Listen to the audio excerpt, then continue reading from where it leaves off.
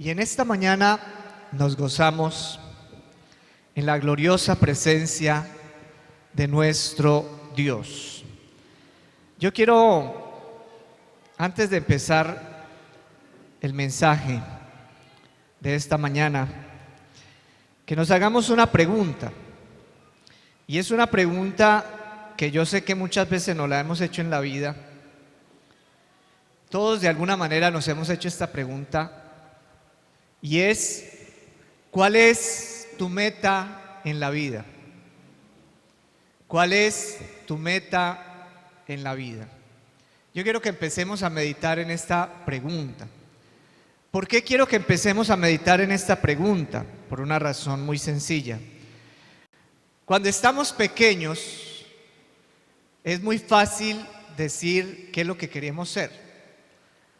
Si nosotros pudiésemos cumplir a cabalidad ese sueño que teníamos de niños, posiblemente aquí habría médicos, enfermeras, pilotos de avión, astronautas, piratas, hay de todo, ¿sí? Hay niños que quieren ser piratas cuando estén grandes, porque no saben qué es eso, ¿cierto? Piensa que es divertido.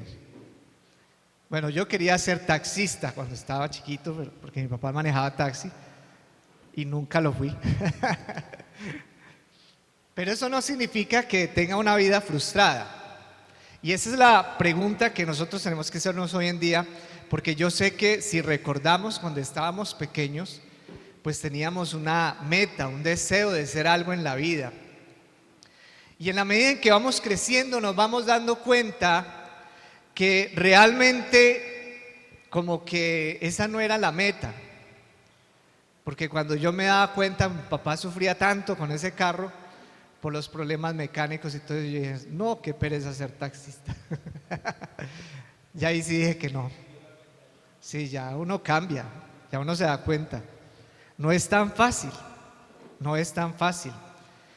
Pero resulta que esta pregunta sigue siendo vigente para nosotros hoy, a la edad que tengamos, en las condiciones en las cuales estemos. Porque le voy a decir esto, el ser humano no es un proyecto acabado. El ser humano no es un proyecto acabado. Eso quiere decir que usted y yo no somos un proyecto acabado. Somos un proyecto que va en proceso. Somos un proyecto que se está desarrollando día a día. Y por eso cambiamos nuestras perspectivas, cambiamos nuestra mentalidad, cambiamos nuestra manera de ser, cambiamos nuestra manera de pensar, cambiamos nuestra manera de actuar. Siempre hay cambios, pero cada cambio que sucede en nuestra existencia obedece a una meta, a una aspiración. Y por eso vuelvo y te pregunto, ¿cuál es tu meta? ¿Y cuál es tu aspiración?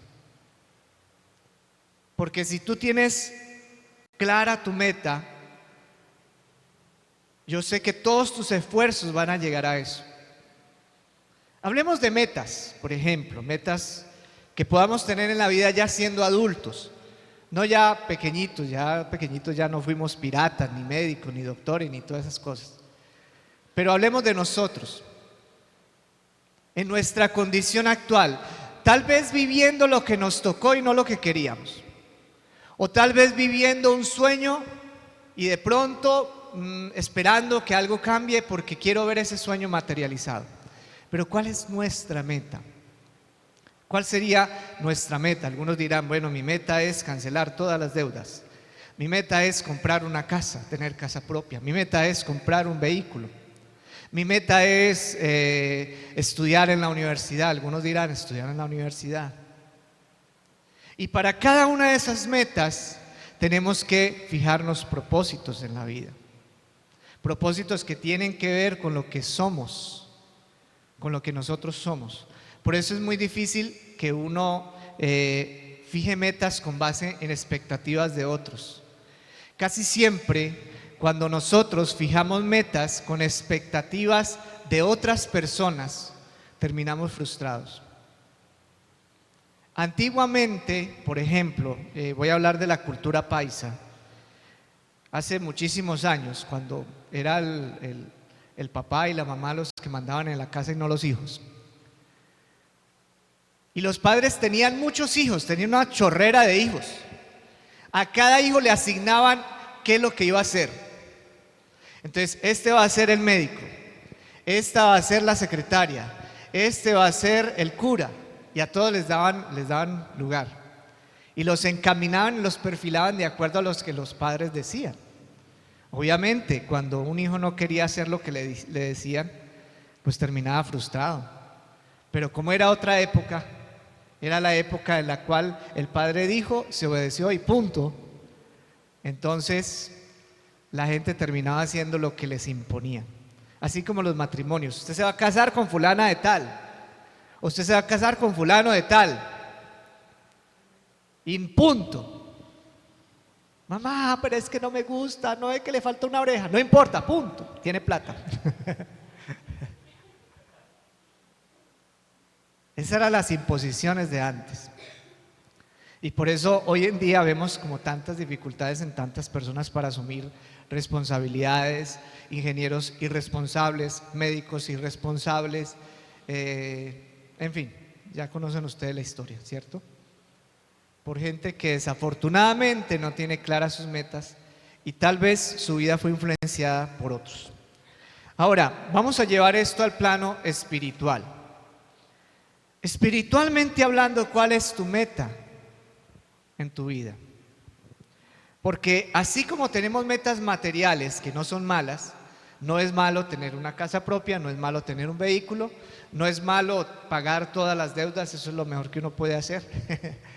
Eso es lo mejor que uno puede hacer en la vida, salir de todas las deudas y las culebras. No es malo esto, y eso es bueno, y es bueno que nos esforcemos, que trabajemos, que luchemos cada día por salir adelante, por deshacernos de esos lastres que no nos dejan crecer a nivel material, a nivel personal. Pero también está la parte espiritual de cada uno de nosotros. Está nuestra parte espiritual, la parte inmaterial, la parte que no se ve. Porque le voy a decir esto. Socialmente hablando, la gente exalta demasiado el progreso que se ve. El progreso material lo exaltan demasiado. Tú llegas con un vehículo nuevo y ¡wow! Estamos progresando. ¿Sí o no?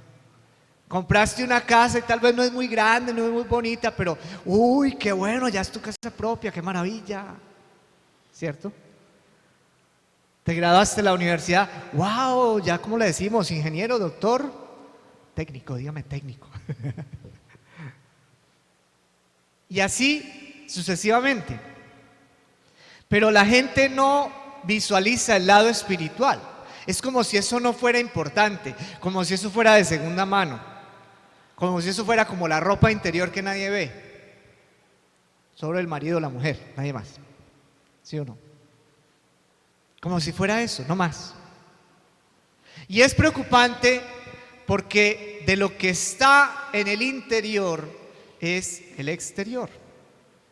De lo que hay adentro de nosotros es lo que está afuera de nosotros. Por eso, perdóneme como yo le voy a decir, pero no hay pobreza sin recursos financieros. Lo que hay es pobreza mental.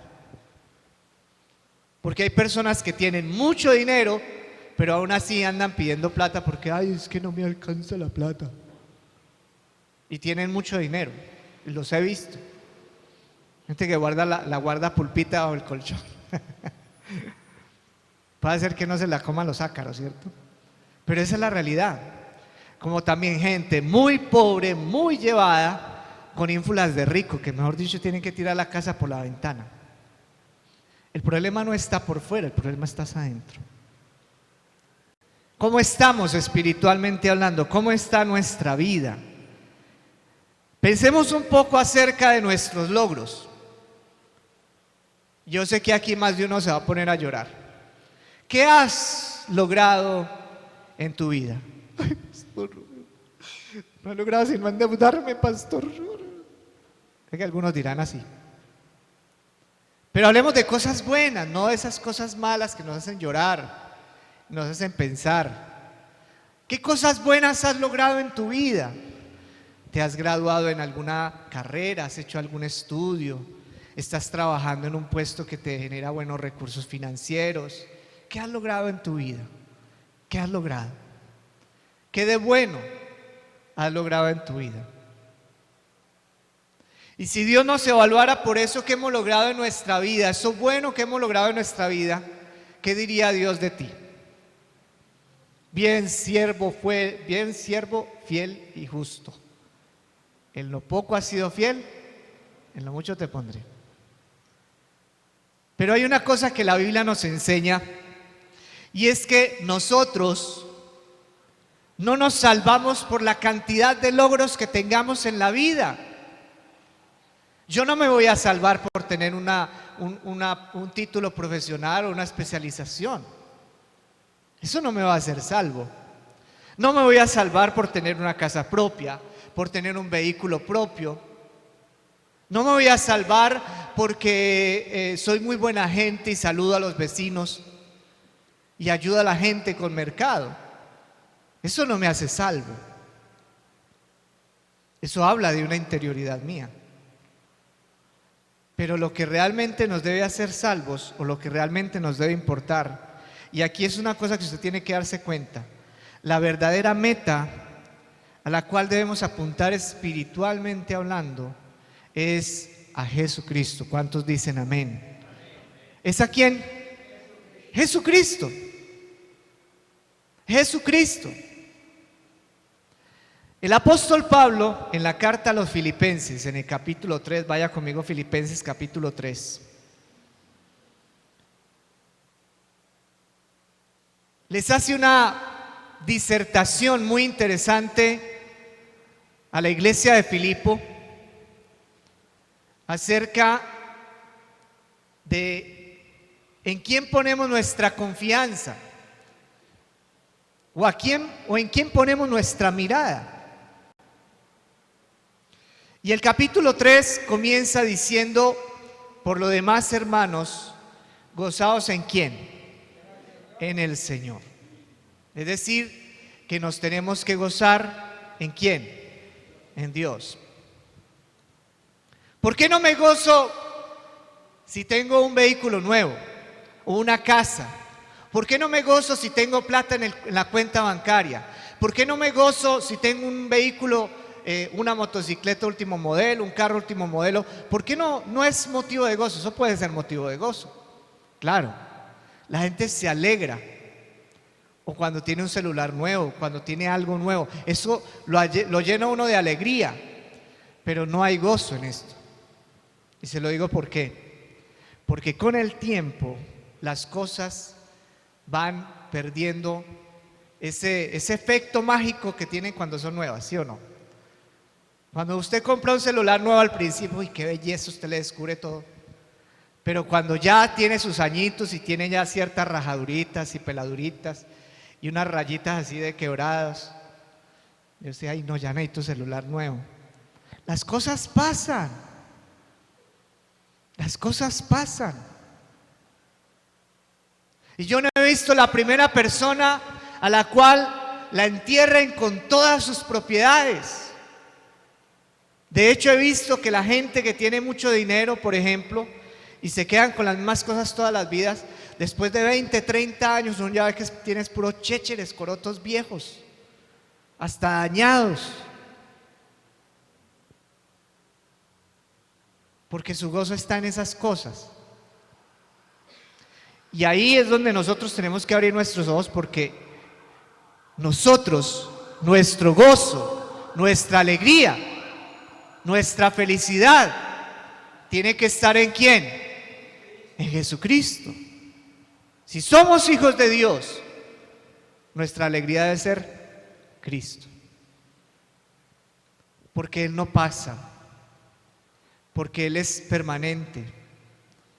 El mismo Jesús que hace unos años o muchos años a usted le hizo cambiar su estilo de vida, su manera de pensar, es el mismo Jesús que está hoy acá con nosotros. Él no ha cambiado. Él no ha cambiado. Hebreos 13:8 dice: Jesucristo es el mismo de ayer y hoy y por los siglos. Ahí está, miren, el reloj está. Aquí en el atril mantiene la frase. Porque es una realidad. Ahora, es muy diferente yo tener mis ojos puestos en algo que se va a acabar, que se va a dañar, a tener mis ojos puestos en algo que va a permanecer por la eternidad. Vamos a leer Filipenses capítulo 3. Vamos a leer del verso 7 hasta el verso 14. Dice la palabra del Señor: pero cuantas cosas eran para mi ganancia, las he estimado como pérdida por amor de Cristo. Y ciertamente aún estimo todas las cosas como pérdida por la excelencia del conocimiento de Cristo Jesús, mi Señor, por amor del cual lo he perdido todo y lo tengo por basura para agradar a Cristo y ser hallado en Él, no teniendo mi propia justicia, que es por la ley, sino la que es por la fe de Cristo, la justicia que es de Dios por la fe, a fin de conocerle y el poder de su resurrección y la participación de sus padecimientos, llegando a ser semejante a Él en su mente, si en alguna manera llegase a la resurrección de entre los muertos. No que lo haya alcanzado ya, ni que ya sea perfecto, sino que prosigo por ver si logro asir aquello para lo cual fui también asido por Cristo Jesús. Hermanos, yo mismo no pretendo haberlo alcanzado ya, pero una cosa hago, olvidando ciertamente lo que queda atrás y extendiéndome a lo que está por delante, prosigo a la meta, al premio del supremo llamamiento de Dios en Cristo Jesús. Vamos a inclinar nuestro rostro, Padre, en el bendito nombre de Jesús de Nazaret. Esta mañana oramos por esta palabra tuya, Señor, porque tu palabra es viva y es eficaz, Señor, y pedimos que penetre hasta lo más profundo de nuestro ser. Señor, que tu palabra sea nuestro sustento y nuestro fundamento, conforme a tu gracia, en el nombre de Jesús. Amén y amén. Qué interesante es escuchar de Pablo, un hombre con la unción que tenía tan grande a nivel espiritual, decir en el versículo 7: cuantas cosas eran para mi ganancia, las he estimado por pérdida. Y yo quiero que pensemos ahora en estos momentos, ¿cuántas cosas hemos tenido en nuestra vida que han sido tan preciadas para nosotros, que las hemos perdido? Piense cuántas cosas. Y no solamente cosas económicas, cosas costosísimas. Piense por un momento. Joyas, ¿cierto? Vehículos, cosas. Y yo le pregunto una cosa en esta mañana: ¿usted necesita de eso para vivir? ¿Usted hoy necesita eso que perdió hace muchos años para vivir el día de hoy? ¿O no? Ya se perdió, ya no lo necesitamos. Aunque lo queríamos mucho, ya no lo necesitamos. Hace parte de nuestro pasado. Pablo habla muy fuerte en este capítulo 3, porque él les dice en el versículo 2 a los filipenses: guardaos de los perros, guardaos de los malos obreros, guardaos de los mutiladores del cuerpo. Y eso se refería a que había unos personajes que estaban llegando a la iglesia de Filipos y les estaban diciendo: muy bueno, ustedes tienen que llegar a Cristo, pero ¿sabe qué? Ustedes no pueden llegar a Cristo si primero no se circuncidan. Es decir, si primero no se vuelven judíos. Vuélvanse judíos para que puedan ser salvos en Cristo. Y Pablo les dice, no, ese no es el camino. Esa no es la realidad. Porque Pablo tenía seguro que eso no era la realidad porque él lo vivió. Él mismo lo explica ahí en el capítulo 3, en esa primera parte. Si es por eso, si fuera salvo porque soy judío, pues yo tendría más salvación que cualquiera. Y dice, por allá dice, circuncidado al 8º día del linaje de Israel, de la tribu de Benjamín, hebreo de hebreos, en cuanto a la ley fariseo, en cuanto a celo perseguidor de la iglesia, en cuanto a la justicia que es la ley irreprensible. Es decir, era un hombre intachable. Por eso nadie me puede decir, es que yo era tan bueno cuando era antes. Puede que sí. Pero resulta que nada de lo que hagas o lo que haya pasado en tu pasado te va a llevar a la meta. ¿Cuántos dicen amén? Nada. Y nada es nada. El pasado ya pasó. Por eso a mí me preocupa cuando hay gente, y voy a hablarlo de las cosas que han pasado aquí, vienen hermanos y hermanas con muy buena voluntad a servir en la casa del Señor.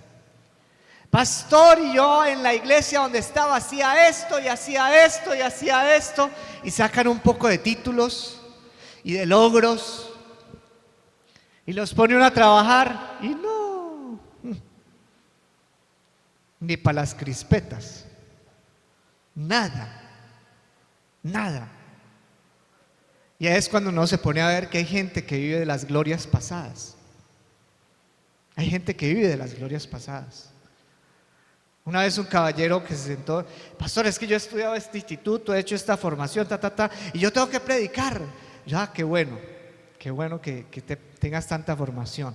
Pero la norma aquí es que tú llegas y primero conoces la iglesia y te adecuas a ella.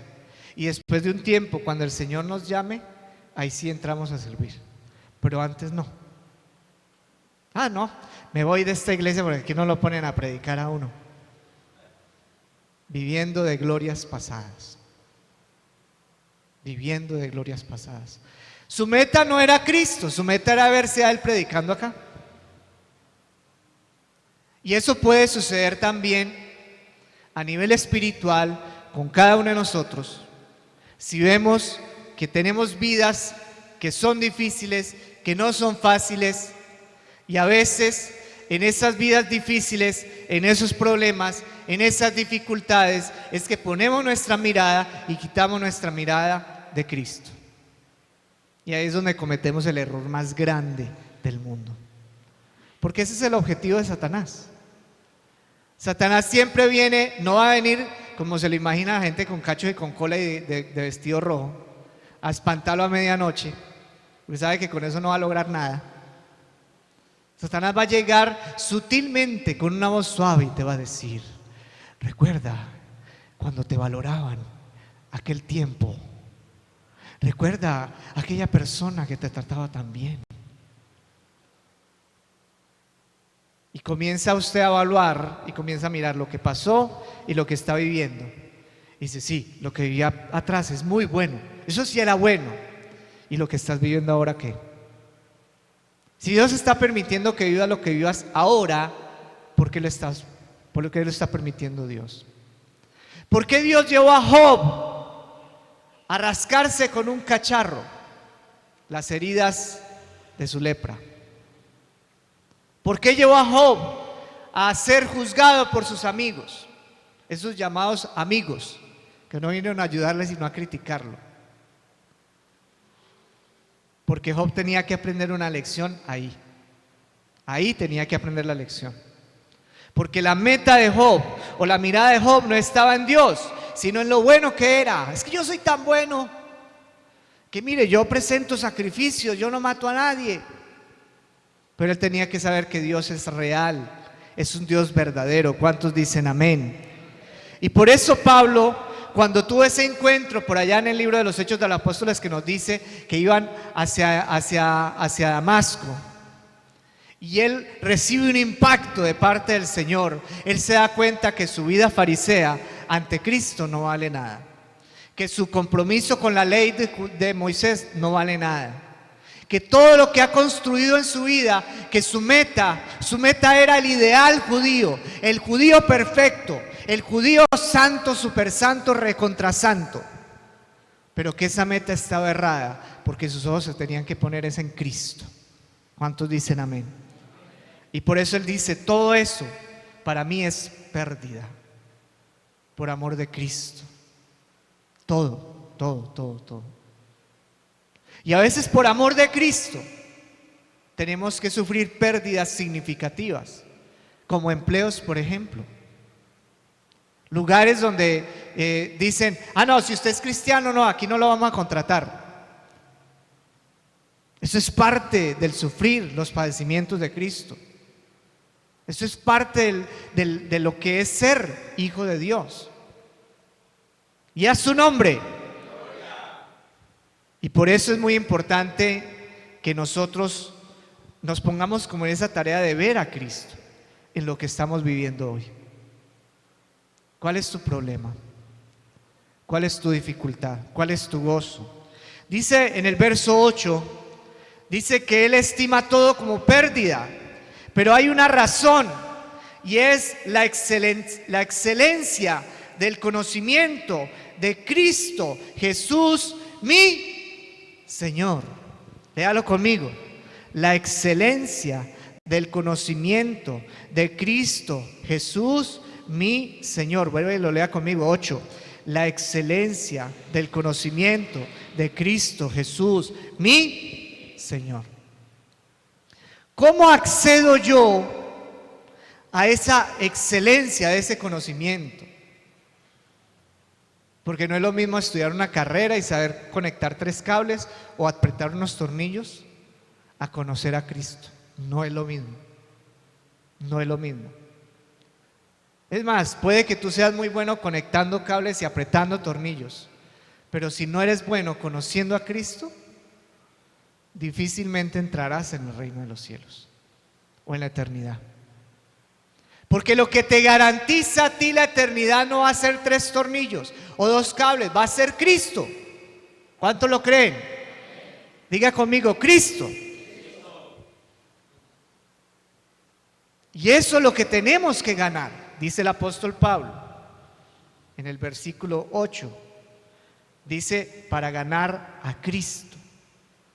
Para ganar a Cristo. Y a Pablo se atreve a decir algo que es muy duro. Todo lo demás lo tengo como basura. Mis títulos, mis logros personales, tal vez si tengo una casa, tal vez si tengo un transporte. Eso lo tengo por basura. Porque es más importante el conocimiento, el excelentísimo, la excelencia del conocimiento de Cristo. ¿Por qué es importante conocer de Cristo? Hay una razón. En el versículo 9 nos dice el apóstol Pablo que es porque tenemos que ser hallados en Él. Tenemos que ser hallados en Él. ¿Cómo somos hallados? ¿Cómo somos hallados en Él? Si estamos en comunión con Dios, si tenemos íntima comunión con Dios. No porque seamos muy religiosos, muy espirituales, sino porque realmente amamos a Dios de corazón. Realmente le seguimos, realmente escuchamos su palabra, realmente meditamos en lo que el Señor nos dice.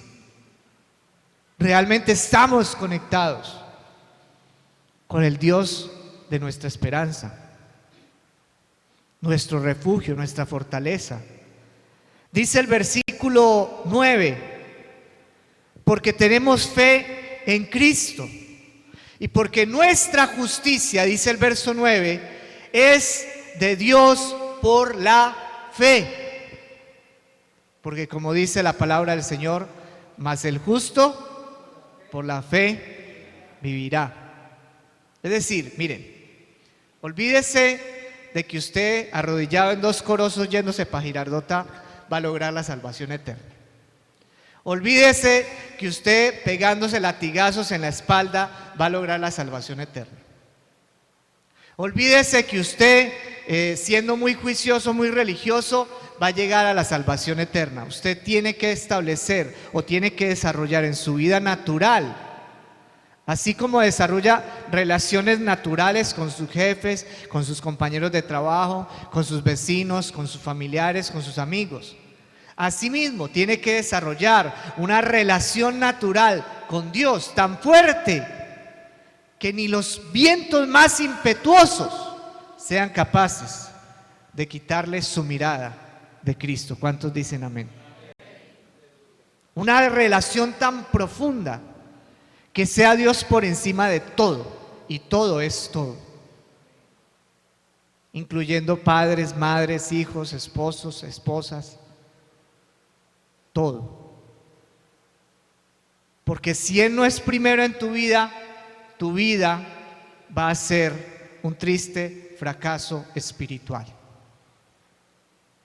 Te lo digo porque lo he visto en muchas personas. Y nos dice el apóstol Pablo que esa fe en la cual nos acercamos a Cristo, dice el verso 10, es para conocerle, para conocer el poder de su resurrección, para participar de sus padecimientos. Si a usted, en su familia, sus amistades, sus vecinos no le han llegado a decir loco porque es cristiano, quiere decir que a usted todavía le falta padecer un poco, porque eso es parte de los padecimientos. La cantidad de veces que a uno le dicen loco por ser hijo de Dios, por ser cristiano. En un lugar donde yo trabajaba, yo todos los días leía la Biblia, me sentaba en un tiempo libre a leer la Biblia. Y me veía un compañero y me dice, no lea la Biblia que se vuelve loco. No lea la Biblia que se vuelve loco. Yo le decía, que me vuelva loco, ¿qué importa? Sí, no importa. Eso es algo esencial. Y qué bueno cuando nosotros entendemos esto, porque somos capaces de morir a todo aquello que nos está impidiendo poner nuestra mirada en Cristo. Somos capaces de morir a nuestro egoísmo, a nuestra pereza, a nuestra falta de visión espiritual, a nuestro apego a lo que tenemos materialmente hablando. Porque yo les digo una cosa, uno puede tener lo que sea, pero uno tiene que estar preparado en cualquier momento para tener un encuentro personal con Cristo real. En palabras más humanas, tenemos que estar preparados para morir. Y morir en Cristo, no por fuera de Cristo. Morir en Cristo, porque si Él es nuestra meta, ahí no hay temor de nada. Yo no le tengo temor a la muerte. Yo no le tengo temor a la muerte. Porque yo sé que si muero hoy, voy con Cristo. Me voy con Él. Como dice la canción, me voy con Él, me voy con Él, me voy con Él. Yo no me quedo, me voy con Él. Y qué importante es tener presente esto, porque aquí hay un tema que trata el apóstol Pablo, que es el tema de la resurrección de los muertos. Dice en el versículo 11, de alguna manera, si de alguna manera llegase a la resurrección entre los muertos. ¿Qué quiere decir con la resurrección de los muertos? Pablo, cuando escribe esta carta, se encuentra prisionero, creo que es en Roma donde lo tienen prisionero, está custodiado por unos guardias. Él se iba a presentar ante el César. El César era una persona inmisericordia, es decir, no le importaba quién estuviera delante, si fuera hombre, mujer, niño o niña, no le importaba. Y de hecho, años más tarde, después de escribir esta carta, Pablo es asesinado. Es asesinado. O sea, él sabía que el destino de él iba a ser la muerte, pero él estaba convencidísimo y lo decía claramente en sus cartas: yo ya estoy preparado, yo ya estoy preparado. Y por eso le pregunto en esta mañana, si tu meta es Cristo, ¿qué tan preparada, qué tan preparado estás para encontrarte con Él? Para conocerlo, para tener una relación real con Él. Porque usted puede estar pensando lo siguiente, usted puede decir, bueno, pero es que para conocer a Dios uno tiene que ser perfecto. No, usted no tiene que ser perfecto. Para conocer a Dios, usted tiene que ser un hijo de Dios. ¿Cuántos dicen amén? Dice el apóstol Pablo, y noten ustedes esto tan impresionante lo que dice Pablo acá. Dice en el versículo 13, hermanos, yo mismo no pretendo haberlo ya alcanzado. Es decir, Pablo no estaba en la perfección absoluta para decir que ya había alcanzado a Cristo. Ahora, levante su mano el hermano o la hermana que ya hoy dice, alcancé la perfección. ¿Ninguno? Gloria a Dios, menos mal. Yo tampoco. ¿Alcanzamos la meta que buscamos? Ninguno. Ahí estamos en ese proceso. Ahí vamos ahí. Algunos por los laditos, algunos como el borracho para allá y para acá, tambaleando, ¿cierto? Y vuelven y entran, y vuelven y se salen, y vuelven y entran, y vuelven y se salen, sí. Pero ¿qué es lo que quiere el Señor? Que andemos derechito. ¿Qué es lo que quiere el Señor? Que caminemos en la dirección correcta. ¿Qué es lo que quiere el Señor? Que nosotros tengamos clara nuestra meta, que se llama Jesucristo, y que hacia Él apuntemos todo nuestro esfuerzo, nuestra alegría, nuestro gozo, nuestra bendición. Así nuestra vida cambie. Así hoy estemos acá, mañana estemos en otro lado. Pero que no perdamos de vista que nuestra meta es eterna. Diga, mi meta es eterna. Dígalo conmigo, mi meta es eterna. Y a su nombre. Y por eso dice el apóstol Pablo, olvidando ciertamente lo que queda atrás. Olvidando ciertamente lo que queda atrás. Para uno ser un buen cristiano, tiene que olvidar lo que queda atrás. Olvídese que usted hizo cosas buenas, que usted tiene grandes logros, que usted ha hecho grandes cosas en su vida. Olvídese de eso. Mire la hora, mire su futuro. Dice el apóstol Pablo, y extendiéndome a lo que está delante. Ahora, a mí me preocupa las personas que no tienen a Cristo, porque lo que está delante de ellas es muerte, es oscuridad, es tristeza, es vacío. Muchas personas hoy en día están pegadas de una botella, están pegadas de unos narcóticos, están pegadas de unos medicamentos, están pegadas de cosas que no los van a llevar a la eternidad. Nosotros, por el contrario, nos extendemos, como dice el verso 14, a la meta. Diga conmigo, la meta. El premio del supremo llamamiento. ¿Y cuál es el premio del supremo? El premio del supremo llamamiento a Dios en Cristo Jesús. Él es nuestro supremo llamamiento. Quiero que terminemos mirando unas citas bíblicas. 1 Corintios capítulo 9. Miren lo que dice Pablo en el versículo 24 al 25. 1 Corintios 9, 24 al 25. Dice la palabra del Señor: ¿no sabéis que los que están en el estadio, todos a la verdad corren, pero uno solo se lleva el premio? Corred de tal manera que lo obtengáis. Todo aquel que lucha, de todo se abstiene.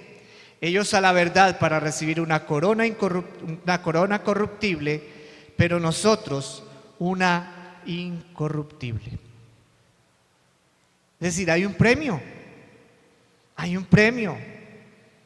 En la eternidad vamos a tener un premio que podemos recibir desde ya, una bendición que podemos recibir desde ahora y a su nombre, porque es el tiempo de Dios. Es el tiempo que Dios está llamando gente que no ponga su mirada en los problemas, sino en Cristo. Gente que siga al Señor, porque Él es Dios y porque todo lo puedo en Cristo que me fortalece. Esto es real. Vamos a mirar 2 de Timoteo 4. 2 de Timoteo 4, el verso 8, dice: por lo demás, me está guardada la corona de justicia, la cual me dará el Señor, juez justo, en aquel día, y no solo a mí, sino también a todos los que aman su venida. ¿Cuántos amamos la venida del Señor? Amén. Si usted ama la venida del Señor, hermano, no puede dejar de congregarse. Hermano, no puede dejar de leer la palabra. Hermano, no puede dejar de ser parte de la iglesia de Cristo. Porque Dios viene por su iglesia, no por individuos islas. Lo que yo siempre les he dicho. Es que yo me congrego en la casa, yo veo las predicaciones por internet. No es lo mismo. No es lo mismo. Si no, Jesús no hubiera hecho un grupo de 12. Así de sencillo. No lo hubiera armado. Le hubiera dado a cada uno: vea, usted encárguese de esto, usted encárguese de esto, usted encárguese de esto. Y nos encontramos en privado. Pero los constituyó iglesia. Los hizo miembros los unos de los otros. Vamos a mirar Hebreos, y terminamos con esta cita bíblica. Capítulo 12, verso 2. Póngase sobre sus pies en esta mañana y vamos a leer esta cita bíblica juntos, en voz alta. Y leemos la palabra del Señor en el nombre del Padre, del Hijo y del Santo Espíritu de Dios. Puestos los ojos en Jesús, el autor y consumador de la fe, el cual, por el gozo puesto delante de él, sufrió la cruz, menospreciando el oprobio, y se sentó a la diestra del trono de Dios. Inclinemos nuestro rostro. Señor, en el nombre de Jesús, en esta mañana queremos decirte que tú eres nuestra meta. En el nombre de Jesucristo de Nazaret declaramos que Cristo es nuestra meta y que no hay ninguno de los afanes que tenemos ahora puede reemplazar o puede cambiar o puede moldear esa meta en Cristo Jesús nuestro Señor.